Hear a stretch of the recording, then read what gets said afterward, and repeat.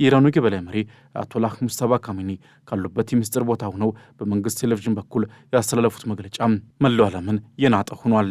ካሚኒም ኢራን የኒውክሌርና የሚሳኤል አቅሟን ከመቼውም ጊዜ በላይ እንደምትጠብቅና ለዚህም ማንኛውንም ዋጋ ለመክፈል ዝግጁ መሆኗን አብስረዋል።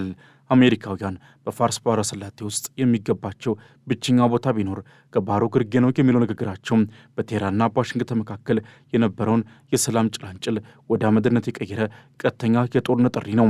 ካሚኒ እንዳሉት ከሆነ በቀጠናው ታሪክ ውስጥ አዲስ ምዕራፍ እየተጻፈ ነው።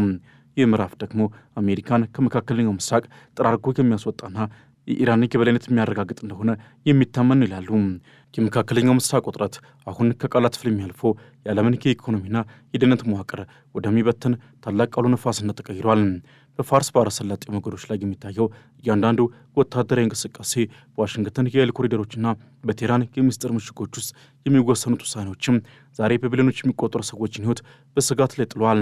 ፕሬዚዳንት ዶናልድ ትራምፕ በአንድ በኩል የአሜሪካን የባህር ኃይል በመጠቀም የኢራን ወደቦች በማነቅ የቴህራን የገቢ ምንጭ ለማድረግ ቢሞክሩም አዲሱ የኢራን የበላይ መሪ አያቶላህ ሙጅተባ ካሚኒ ግን ይህንን ጫና ወደ ታላቅ የመካከለኛው ምስራቅ ትንሣኤ ለመለወጥ ቆርጠው ተነስቷል። ካሚኒ ከምስጢራዊ መደበቂያ ሆኖ የሰጡት መግለጫ ኢራን በአባታቸው መገደል የደረሰባትን ቁስል ወደ ዲፕሎማሲያዊና ወታደራዊ በቀል ለመለወጥ ማቀዷን ለዓለም ያበሰሩበት ሆኗል። ይህ በሁለቱ ሀገራት መካከል ያለው ፍጥጫ የዓለምን ነዳጅ ገበያም በእጅጉ ሰቅሎታል። የብሬንት ድፍድፍ ነዳጅ ዋጋ $126 መድረሱ በኒውዮርክ፣ በለንደን፣ በቶኪዮና እዚህም በአዲስ አበባ የሚገኘውን ተራ ሸማች ኑሮ ዋጋ ክፉኛ እያናወጠው ይገኛል። ትራምፕ በሀገር ውስጥ የሚደርስባቸውን የዋጋ ግሽበት ጫናን መቋቋም የባህር ነጻነት ግንባታ በሚል አዲስ ወታደራዊ ጥምረት ቢፈጥሩም ይህ እርምጃ ግን ዓለምን ወደ ታላቅ የባህር ላይ ጦርነት የሚገፋፋ እጅግ አደገኛ ቁማር ሆኗል። አሜሪካ ለዲፕሎማቶቿ በላከችው ምስጢራዊ መልእክትም ሀገራት በሆርሙዝ ባህረ ሰርጥ ለሚደረገው ወታደራዊ ጥበቃ ድጋፍ እንዲሰጡ ቢጠይቅም የሩሲያና የቻይና ጥላ ከጀርባ ሆኖ ኢራንን በማበረታታት ላይ ይገኛል።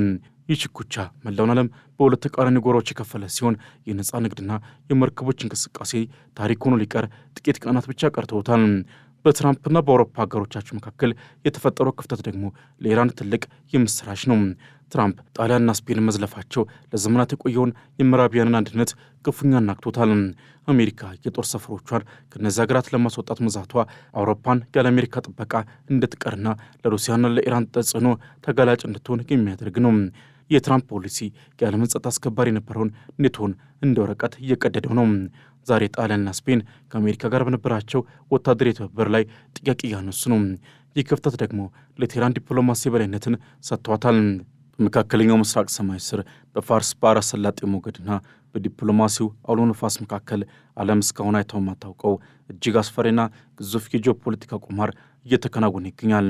በአንድ በኩል አሜሪካ ትቅደም በሚለው መርኋቸው የዓለምን የኃይል ሚዛን እየናጡት ያሉት ዶናልድ ትራምፕ፣ በሌላ በኩል ደግሞ አባታቸው በጦርነቱ መጀመሪያ በአሜሪካ የአየር ድብደባ ከተገደሉ በኋላ በሚስጥር ስልጣን ተረክበው እስካሁን በሕዝብ ፊት ባይታዩም በቃላት ጦርነቱ ግን ዓለምን እያሸበሩ ያሉት አዲሱ የኢራን የበላይ መሪ አያቶላህ ሙጅተባ ካሚኒ ዛሬ በመካከለኛው ምስራቅ የሚታየው ትዕይንትም ተራ የድንበር ግጭት አይደለም።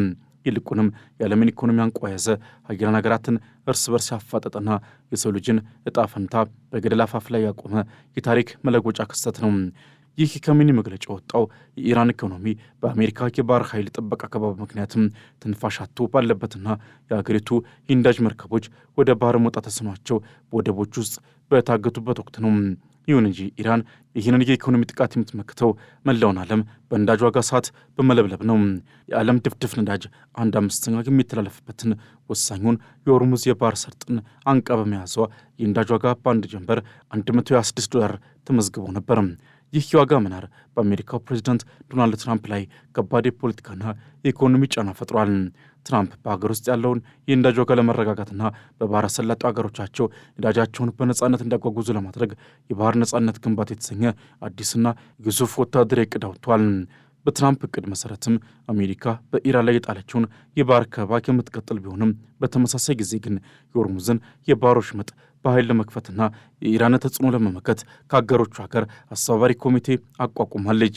የአሜሪካው የውጭ ጉዳይ ሚኒስቴር በመላው ዓለም ለሚገኙ ዲፕሎማቶቹ በላኩ አስቸኳይ መልእክትም ሀገራቱ አሜሪካ በሆርሙዝ ባህር ሰርጥ ለምታደርገው ወታደራዊ እንቅስቃሴ ድጋፍ እንዲሰጡ ጠይቋል።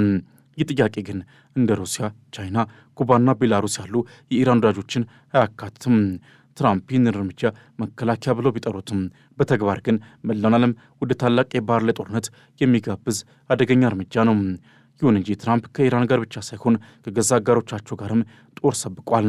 አሜሪካ በመካከለኛው ምስራቅ ለምታደርገው ወታደራዊ ዘመቻ የጦር ሰፈሮቻቸውን ለመጠቀም ፈቃደኛ ያልሆኑትን እንደ ጣሊያንና ስፔን ያሉ ሀገራትን ትራምፕም ክፉኛ ኮንኗል።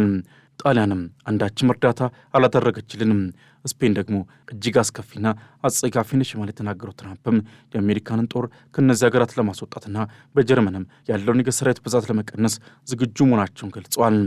ይህ የትራምፕ እርምጃ ለዘመናት የቆየውን የኔቶ ጥምረት አደጋ ላይ የጣልና አውሮፓን በስጋት የናጠ ክስተት ሆኗል። ትራምፕ ከእኛ ጋር ያልቆመ ጠላታችን ነው የሚል ጥብቅ ፖሊሲን በመከተልም የዓለምን ዲፕሎማሲ ወደ ንትርክና ዛቻ ቀይረውታል። በዚህ መሃል የፓኪስታን መንግስት በአሜሪካና በኢራን መካከል በስልክም ቢሆን የሰላም ድርድር እንዲጀመር ቢማጽንም በሁለቱ ወገኖች መካከል ያለው የጥላቻ ገደል ግን ከቀን ወደ ቀን እየሰፋ ነው። ካሚኔ 90 ሚሊዮን ኢራናውያን የኒውክሌርና የሚሳይል አቅማቸውን እንደ ብሔራዊ ማንነት እንደሚመለከቱትና ለድርድር እንደሚያቀርቡት ይናገራሉ። አሜሪካን ታላቁ ሰይጣን በማለት የሚሰድቡት ካሚኔ የሆርሙዝ ባህረ ሰርጥን ለመቆጣጠር በየመርከቡ $2 ሚሊዮን የመተላለፊያ ታክስ በማስከፈል የዓለምን ንግድ እያናወጡት ይቀጥለዋል። ለተባበሩት አረብ ኤሚሬትስና ለሌሎችም የቀጠናው ሀገራት ይህ የኢራን እርምጃ የባህር ላይ ወንበዴነት ሲሆን፣ ለኢራን ግን ህጋዊ አስተዳደር ነው። በኢራን ውስጥም ያለው ሁኔታ እጅግ ዘግናኝ ነው። መንግስት በሀገር ውስጥ የሚነሳበትን ተቃውሞ ለማፈን የጀመረው የሞት ፍርድ አፈጻጸም በከፍተኛ ሁኔታ ጨምሯል። ሰሞኑን ሳሳን አዛድቫር የተባለ የ1 ዓመት ወጣት በኢስፋን ከተማ የተሰቀለ ሲሆን ምክንያቱ ደግሞ ከጠላት ጋር በመተባበር ፖሊሶችን አጥቅተሃል የሚል ነው። የተባበሩት መንግስታት ድርጅት እንደሚለው ከሆነ ጦርነቱ ከተጀመረ ወዲህ ቢያንስ 21 ሰዎች በኢራን ተሰቅለዋል። ይህ የውስጥ ጭቆናና የውጭ ጦርነት ተዳምረው የኢራን ህዝብ ለከፋ ስቃይ ዳርገውታል እየተባለ ነው። በሊባኖስም በኩል ያለው የተኩስ አቁም ስምምነት በየቀኑ እየፈረሰ ነው። በኢራን የሚደገፈው ሂዝቦላ በእስራኤል ጦር ላይ ጥቃቱን የቀጠለ ሲሆን እስራኤልን በወሰደችው የአየር ድብደባ ህጻናትንና ሴቶችን ጨምሮ 9 ሰዎችን ገድላለች። እስካሁንም 17 የእስራኤል ወታደሮች በዚህ ፍጥጫ መሞታቸው ታውቋል። ሁኔታው ግን እጅግ አሳሳቢ መሆኑ የተባበሩት አረብ ኤሚሬትስ ዜጎቿ ወደ ኢራን፣ ሊባኖስና ኢራቅ እንዳይጓዙ የእንቅስቃሴ ገዳ ጥላለች። በመካከለኛው ምስራቅ የባህር ሞገድ ላይ የተጋረጠው የአስፈሪ የጦርነት ዳመና አሁን ወደማይመለስበት የፍጥጫው ደማ እየተለወጠ ይመስላል። የዓለም የፖለቲካ መድረክ በአንድ በኩል በዋሽንግተን የኃይል ጡንቻ፣ በሌላ በኩል ደግሞ በቴህራን ግትርነትና የሃይማኖት ጽናት መካከል ተወጥሮ ይገኛል። የኢራን አዲሱ የበላይ መሪ አያቶላህ ሙጅተባ ካሚኒ አባታቸው በአሜሪካ የአየር ድብደባ ከተገደሉ በኋላ በሰጡት እጅግ አስደንጋጭ መግለጫ አሜሪካና ምዕራቢያንን እስከ መቅንያቸው የሚያንቀጠቅጥ የዛቻ ናዳን አውርደዋል። አሜሪካውያን በፋርስ ባህረ ሰላጤ ውስጥ የሚገባቸው ብቸኛው ስፍራ ቢኖር ከባህሩ ግርጌ ነው የሚለው የካሚኒ ንግግርም የዛሬዋን ዓለም ወደ ታላቅ የፍጻሜ ጦርነት የሚጋብዝ የነጋሪት ድምፅ ሆኗል። ይህ መግለጫ ተራ ፖለቲካዊ ዛቻ ሳይሆን ኢራን የኒውክሌርና የሚሳይል አቅሟን ለመጠበቅ ማንኛውንም ታሪካዊ መስዋዕትነት ለመክፈል መቁረጧን ያበሰረበት የታሪክ አዲስ ምዕራፍ ነው። የፕሬዚዳንት ዶናልድ ትራምፕ አስተዳደር በኢራን ላይ የጣለው የባህር ላይ ከበባ የቴህራንን ኢኮኖሚ አንቆ ለመግደል የታለመ ስትራቴጂካዊ መቅሰፍት ቢሆንም ኢራን ግን ይህንን ከበባ በመላው ዓለም ላይ የኢኮኖሚ ሰይፍ አድርጋ መልሰዋለች። የዓለምን ድፍድፍ ነዳጅ 1/5 የሚተላለፍበትን የሆርሙዝ የባህር ሰርጥን አንቃ በመያዟ የነዳጅ ዋጋ በአንድ ጀንበር $126 ደርሷል። ይህ ቁጥር ለአሜሪካና ለአውሮፓ ኢኮኖሚ ብቻ ሳይሆን ለእያንዳንዱ የዓለም ሸማች የኑሮ ውድነት መርዶ ነው።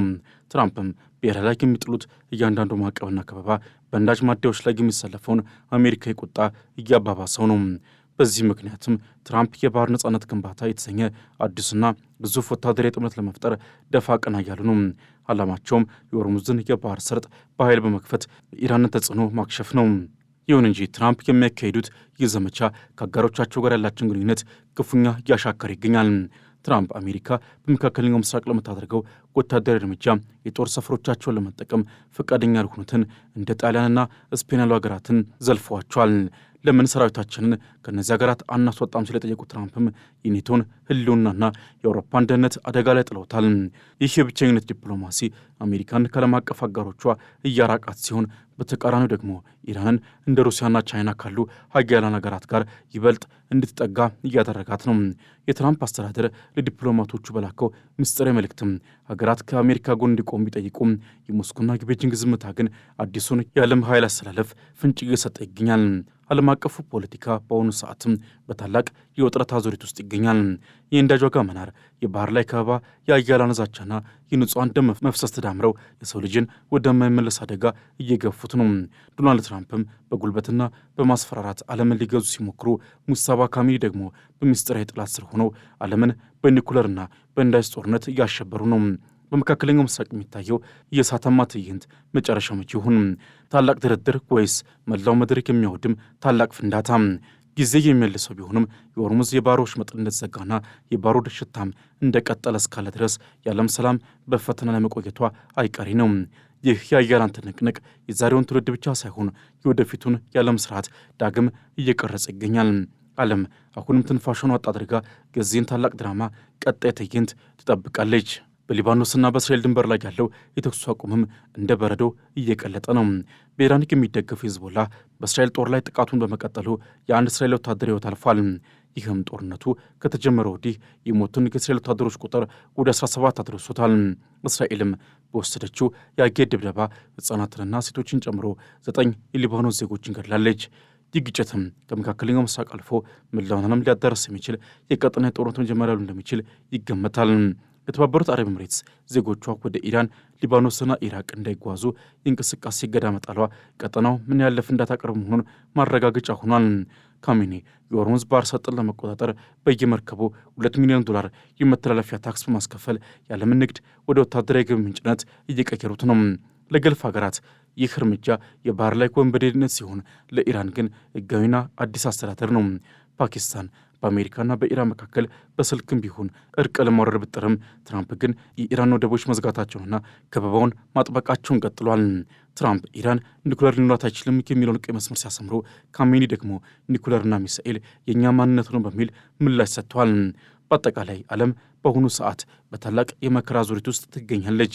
የነዳጅ ዋጋ መናር፣ የባህር ላይ ከበባ፣ የአያላን ዛቻና የንጹሐን ደም መፍሰስ ተዳምረው የሰው ልጅን ወደማይመለስ ጥፋት እየመሩት ነው።